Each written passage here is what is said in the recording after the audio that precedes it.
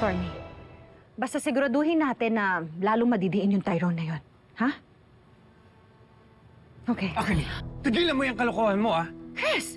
What the hell is wrong with you? Alam ko ginawa mo. Dahil nagsabi sa akin si Belle na hindi siya nag-file ng complaint laban kay Tyrone. So what? So what? So paano ka nakapag-file ng kaso? Paano mo napakulong si Tyrone? Kung yung biktima mismo ay hindi nagsampa ng kaso. Ginawan ko ng paraan! Ako yung nag-prepare ng statement ni Belle.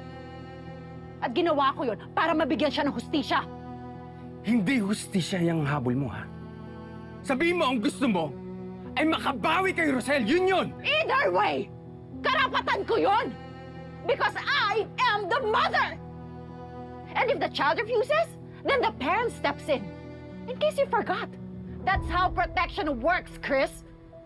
Via hindi sa maling paraan!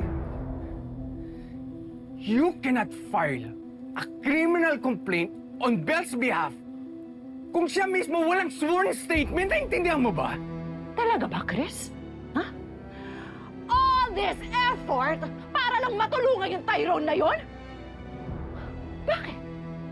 Mas mahalaga na ba siya kaysa sa ampon mo?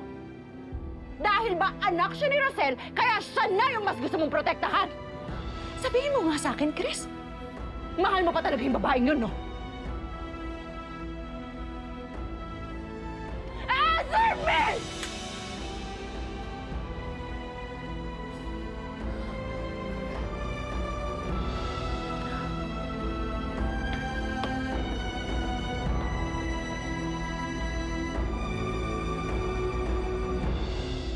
Sir, hindi niyo man lang naprotektahan tong anak ko. Hinayaan nila na mabugbog siya. Ma'am, pasensya na po kayo, ma'am. Narubo lang po sila sa loob eh. Hindi namin napigilan. Nay, ayos lang ako. Anong ayos? Sino may gawa sa'yo niyan, ha? Sila ba? Hoy, kayo! Nay, Kayo, makinig kayo sa akin! Wala kayong karapatan saktan yung anak ko! Kalma lang po, ma'am. Anong kalma? Hindi ako matatahimik hanggat nasa loob ng kulungan yung anak ko! Nay, tama na. Anak, mabuti kang tao. Mabuti kang anak. Dapat wala ka dyan sa loob ng kulungan.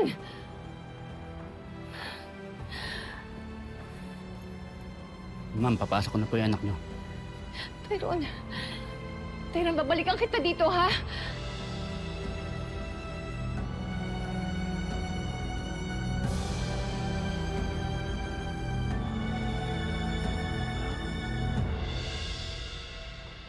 Hello, pare. Peramin mo naman akong pera. Sa katapusan, babayaran kita. Tama ba yung narinig ko? Kaya bago-bago mo pa lang dito, nangungutang ka na agad?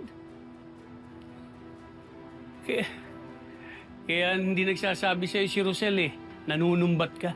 May karapatan akong manumbat sa inyo dahil mga tauhan ko kayo. Bas, di mo naman ako tauhan eh. At saka nangungutang ako, hindi para sa sarili ko. Para kay Tyrone. Anong para kay Tyrone? Hindi ba? Kasi settle ko pala ng hospital bills niya. Eh, hindi nga yun para doon. Dahil nakakulong si Tyrone sa presinto. Dahil inihabla siya ng pamilya ni Chris dahil sa nangyari sa anak niya. Ano? Bakit kayo mo lang sinabi sa akin? Adela, kailangan talaga makagawa na ako ng paraan para makalabas na ng kulungan si Tyrone. Nakausap mo na ba si Darius? Nakakuha na ba siya ng pampiyansa?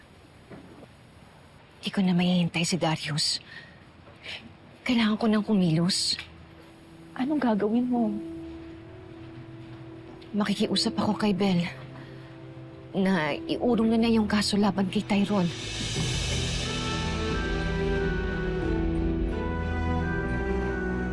Oo nga, kawawa naman si Tyrone ko. Teka, sandali. Eh, hindi naman totoo yung binibintang nila kay Tyrone, di ba? Saang presinto nakakulong si Tyrone? San Luis. Nandun na si Rosel. Dinala ng gamit si Tyrone. Hindi pwedeng magtagal si Tyrone sa kulungan. Masisira ang kinabukasan niya. Tama, madam. We need to rescue him. Oo. Ako magpapiyansa sa kanya. Wow. Talagang all out na suporta.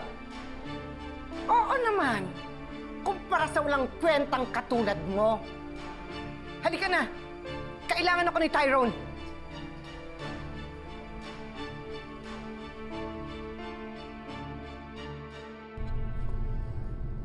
Nakakapwisit talaga yung Rosel na yan. Matagal ng panahon yun, pero siya pa rin iniisip ni Chris.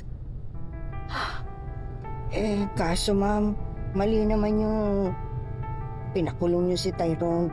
At sila pa talaga yung kinakampihan mo. Tsaka teka nga, bakit? Hinihingi ko ba yung opinion mo?